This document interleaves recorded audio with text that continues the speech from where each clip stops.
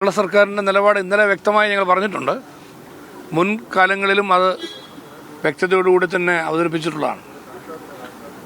മുല്ലപ്പെരിയാർ ഡാമിൻ്റെ ജലനിരപ്പ് 142 നിന്ന് ഉയർത്താൻ ഒരു കാരണവശാലും കേരളം അനുവദിക്കില്ല, കേരളം അതിനോട് യോജിക്കുന്നില്ല എന്നതാണ് നമ്മുടെ സംസ്ഥാനത്തിൻ്റെ നിലപാട്.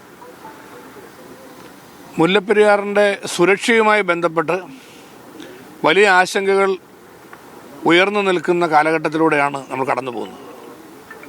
അതുകൊണ്ട് തന്നെ സുപ്രീം കോടതി നിർദ്ദേശിച്ചിരിക്കുന്ന മാനദണ്ഡങ്ങൾ ഉൾപ്പെടെ പരിശോധനയ്ക്ക് വിധേയമാക്കണം എന്ന് തമിഴ്നാടിനോട് ആവശ്യപ്പെട്ടിട്ടും ആ കാര്യങ്ങളൊന്നും ഇതുവരെ നിർവഹിക്കപ്പെട്ടിട്ടില്ല. ഒന്ന്, ഡാം സേഫ്റ്റി അതോറിറ്റി തന്നെ നേതൃത്വം കൊടുത്തുകൊണ്ട് ഡാമുകളുടെ സുരക്ഷ പരിശോധിക്കണം എന്ന ആവശ്യം സുപ്രീം കോടതി മുന്നോട്ട് വെച്ചിട്ടുണ്ട്. ഇത് ഡിസംബർ 31 മുമ്പ് നടക്കേണ്ട കാര്യമാണ്. മുല്ലപ്പെരിയാർ ഡാമിൻ്റെ കാര്യത്തിൽ ഇതുവരെ ആ സുരക്ഷാ പരിശോധന പോലും നടത്താൻ കഴിഞ്ഞിട്ടില്ല. അതുപോലെ തന്നെ ബേബി ഡാമിൻ്റെ ബലപ്പെടുത്തലുമായി ബന്ധപ്പെട്ട കാര്യങ്ങൾ സുപ്രീം കോടതി നിർദ്ദേശിച്ചിട്ടുണ്ട്. ആ കാര്യങ്ങളും ഇതുവരെ നടന്നിട്ടില്ല.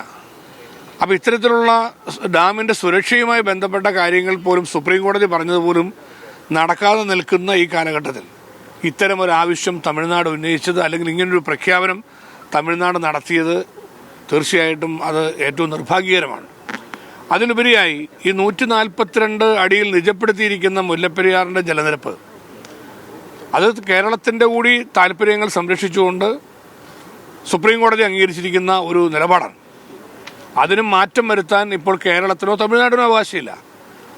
അതുകൊണ്ട് രണ്ട് സംസ്ഥാനങ്ങൾക്കും സ്വീകാര്യമായ നിലപാടുകൾ സുപ്രീം കോടതി പരിശോധിച്ച് ഇക്കാര്യത്തിൽ തീർപ്പുണ്ടാകണം എന്ന് തന്നെയാണ് കേരളത്തിൻ്റെ ആവശ്യം.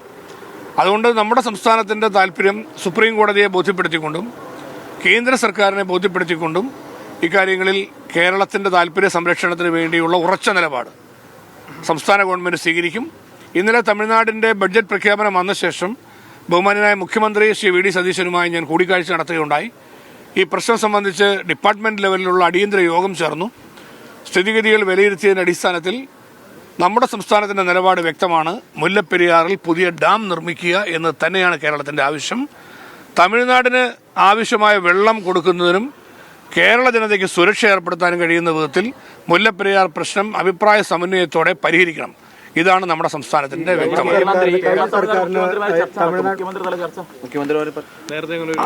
മുഖ്യമന്ത്രി നമ്മുടെ രണ്ട് സംസ്ഥാനത്തും പുതിയ ഗവൺമെൻറ്റുകളാണ്. നമ്മുടെ ബഹുമാന്യനായ മുഖ്യമന്ത്രിയുടെ നേതൃത്വത്തിൽ തമിഴ്നാട് സർക്കാരുമായി ഒരു അഭിപ്രായ സമന്വയത്തിന് വേണ്ടിയുള്ള കൂടിയാലോചനകൾക്ക് കേരള സർക്കാർ ശ്രമം നടത്തുന്നതാണ്. അത് തമിഴ്നാട് എങ്ങനെ അതിനോട് നിലപാടെടുക്കുമെന്ന് അറിയില്ല. ഏതായാലും നമ്മുടെ സംസ്ഥാനത്തിൻ്റെ ഭാഗത്തു നിന്നും ഒരു അഭിപ്രായ സമന്വയത്തിന് വേണ്ടി തമിഴ്നാട് സർക്കാരുമായി തമിഴ്നാട് മുഖ്യമന്ത്രിയുമായും ഒക്കെ ബന്ധപ്പെട്ടുകൊണ്ട് ഒരു ചർച്ചയ്ക്ക് സാധ്യതയുണ്ടോ എന്നതിനെക്കുറിച്ച് കേരളം പരിശോധിക്കുന്നു. കഴിഞ്ഞ സർക്കാരിന് നല്ല ബന്ധം തമിഴ്നാട് സർക്കാരുമായിട്ടുണ്ടായിരുന്നു. അതുകൊണ്ടാണ് കൂടുതൽ പ്രശ്നങ്ങളൊന്നും ഉണ്ടാകാതിരുന്നതെന്ന് പറയപ്പെടുന്നു. ഇപ്പോൾ അങ്ങനെ ഒരു നല്ല ബന്ധത്തിലല്ലേ പോകുന്നത്? എന്താണ് ഈ കഴിഞ്ഞ സർക്കാരിന് എന്തായി കഴിഞ്ഞ സർക്കാരിന് നല്ല ബന്ധം എന്ന് പറഞ്ഞാൽ 10 വർഷം ഒന്നും സംഭവിച്ചില്ല. 10 വർഷക്കാലം ഇവിടെ നമുക്കറിയാമല്ലോ ഇക്കാര്യത്തിൽ എന്താ വല്ല തീരുമാനം ഉണ്ടായോ? ഒരു തീരുമാനം ഉണ്ടായിട്ടില്ല. അപ്പോൾ അതുകൊണ്ട് ബന്ധങ്ങളൊക്കെ കണക്കാണ്, കാര്യങ്ങൾ നടന്നിട്ടില്ല. ഇപ്പോഴും നമ്മൾ പഴയ അവസ്ഥയിൽ തന്നെ നിൽക്കുകയാണ്. അപ്പോൾ അതുകൊണ്ട് തീർച്ചയായിട്ടും ഇക്കാര്യങ്ങളിൽ സുപ്രീം കോടതിയുടെ പരിഗണനയിൽ നിൽക്കുന്ന വിഷയമാണ്. സുപ്രീം കോടതിയെ കേരളത്തിൻ്റെ സാഹചര്യങ്ങളും നമ്മുടെ ജനങ്ങളുടെ ആശങ്കയും എല്ലാം ബോധ്യപ്പെടുത്തി ഇക്കാര്യങ്ങളിൽ കേരളത്തിന് അനുകൂലമായ ഒരു സ്ഥിതിവിശേഷം ഉണ്ടാക്കുന്നതിന് വേണ്ടി പരിശ്രമിക്കുക എന്നുള്ളതാണ് ഗവൺമെൻറ് ചെയ്യേണ്ട ദൗത്യം. അത് സംസ്ഥാന ഗവൺമെൻറ് കൃത്യതയോടെ നിർവഹിക്കും. ഈ തോട്ടപ്പള്ളി വിഷയത്തിൽ അവിടെ കൃത്യമായിട്ടുള്ള നവീകരണം നടത്തിയിട്ടില്ല, അല്ലെങ്കിൽ മുന്നൊരുക്കം ഇങ്ങനെ പാടുന്നത് അവിടെ ഇപ്പം തോട്ടപ്പള്ളി സ്പിൽവേയുമായി ബന്ധപ്പെട്ട് വെള്ളം ഒഴുകി പോകാനുള്ള സാഹചര്യം ഉണ്ടാകുക എന്നുള്ളതാണ്. അവിടെ വെള്ളം ഒഴുകി പോകുന്നുണ്ട്. പിന്നെ വേസ്റ്റ് വന്ന് അടിഞ്ഞുണ്ടാകുന്ന കുറേ ബുദ്ധിമുട്ടുകളാണ് ഇപ്പോൾ ഉള്ളത്. ആ പ്രശ്നങ്ങൾ സോൾവ് ചെയ്യുന്നതിനുള്ള നടപടി എടുത്തിട്ടുണ്ട്. തീർച്ചയായിട്ടും ആ പ്രശ്നങ്ങൾ പരിഹരിക്കപ്പെടും. സുഗമമായി വെള്ളം ഒഴുകി പോകാൻ കഴിയുന്ന സാഹചര്യം ഉണ്ടാകും. വെള്ളം ഇറങ്ങിക്കൊണ്ടിരിക്കുകയാണ്. അപ്പോൾ അതുകൊണ്ട് സ്ഥിതിഗതികൾ നിയന്ത്രണ വിധേയമായിട്ടാണ് ഇപ്പോൾ കോട്ടയത്തും അപ്പർ കുട്ടനാട് ഉൾപ്പെടെയുള്ള പ്രദേശങ്ങളിൽ നിൽക്കുന്നത്. അത് ജില്ലാ കളക്ടർമാരുടെ നേതൃത്വത്തിൽ മന്ത്രിമാരുടെ ചുമതലയിൽ നല്ല നിലയിൽ അക്കാര്യങ്ങൾ കോർഡിനേഷൻ നടന്നിട്ടുണ്ട്.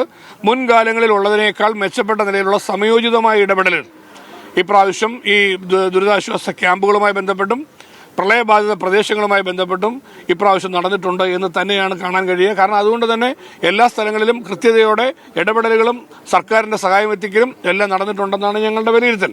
ഇന്നലത്തെ മന്ത്രിസഭാ യോഗത്തിന് ശേഷം ആ കാര്യങ്ങൾ മുഖ്യമന്ത്രി വ്യക്തമാക്കുകയും ചെയ്തിട്ടുണ്ട്. ഇതുമായി ബന്ധപ്പെട്ട് മുല്ലപ്പെരിയാർ വിദഗ്ധ സമിതിയിൽ ഒരു മലയാളിയെ ഉൾപ്പെടുത്തുമെന്നായിരുന്നു നേരത്തെ ഒരു അഭിപ്രായമുണ്ട്. പക്ഷേ ഇപ്പോൾ ഒരു ഒഡീഷക്കാരനാണ്. അപ്പോൾ നേരത്തെ കേന്ദ്രം ഈ മലയാളിയായിട്ടുള്ള ഈ കേരളത്തിന്റെ പ്രതിനിധിയെ ഒഴിവാക്കിയ സമയത്തും ഒരു IIT-കാരനെയാണ് പ്രതിനിധി ചെയ്യുന്നത്. അപ്പോൾ അതിലൊരു ഒരു പ്രശ്നമുണ്ടോ ഇതിൽ? ഇല്ല, ഒരു പ്രശ്നമില്ല. മലയാളിയെ ഉൾപ്പെടുത്തുമെന്നൊന്നും ആരും പറഞ്ഞിട്ടില്ല.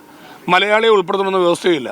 ഇതിലെന്ന് കേരളത്തിന്റെ ഒരു അഭിപ്രായം അറിഞ്ഞുകൊണ്ട് കേരളം നിർദ്ദേശിക്കുന്ന പ്രതിനിധി വരിക എന്നുള്ളതായിരുന്നു കേരളത്തിന്റെ ആവശ്യം. തമിഴ്നാട് നിർദ്ദേശിക്കുന്ന പ്രതിനിധി തമിഴ്നാടിൻ്റെയും. അങ്ങനെ നമ്മുടെ കേരളത്തിന്റെ പ്രതിനിധിയായിട്ട് നമ്മൾ നേരത്തെ വെച്ചിരുന്നത് ശിവരാജനെയാണ്. ശിവരാജനെ നീക്കം ചെയ്തുകൊണ്ട് ഒരു സുപ്രഭാതത്തിൽ കേന്ദ്രത്തിൽ നിന്ന് ഒരു കേരളത്തോട് ആലോചിക്കാതെ ഒരു പ്രതിനിധിയുടെ പേര് വന്നു. അത് നമ്മൾ അംഗീകരിക്കുന്നില്ല എന്നറിയിച്ചു. അങ്ങനെ മന്ത്രി എന്ന നിലയിൽ കേന്ദ്ര ജലശക്തി മന്ത്രിയെയും അതുപോലെ ജലശക്തി മന്ത്രാലയത്തെയും നമ്മുടെ ഒബ്ജക്ഷൻ അറിയിച്ചു. കേരളത്തിന്റെ പ്രതിനിധിയെ നിശ്ചയിക്കുവാൻ കേരളത്തിന് അനുവദിക്കണം എന്നാവശ്യപ്പെട്ടു. അതനുസരിച്ച് അവർ പാനൽ തരുവാണ്. ആ പാനലിൽ നിന്ന് നമ്മൾ പേരുകൾ സജസ്റ്റ് ചെയ്യാൻ പറഞ്ഞു. അപ്പോൾ നമുക്ക് കേരളത്തിന് ഗുണകരമായി കേരളത്തിന് വേണ്ടി നിലപാടെടുക്കാൻ കഴിയുന്ന വ്യക്തികളെ നമ്മൾ പരിശോധിച്ചു. അതിന്റെ അടിസ്ഥാനത്തിലാണ് ഒഡീസക്കാരനായ അശുതോഷ് ദാസിനെ നമ്മൾ കേരളത്തിന്റെ പ്രതിനിധിയായി മുഖ്യമന്ത്രിയോടും വകുപ്പ് തലത്തിലും ആലോചിച്ച് നമ്മൾ സജസ്റ്റ് ചെയ്തു. ആ പേര് കേന്ദ്ര ഗവൺമെന്റ് അംഗീകരിച്ച് ഉത്തരവിറക്കിയിട്ടുണ്ട്.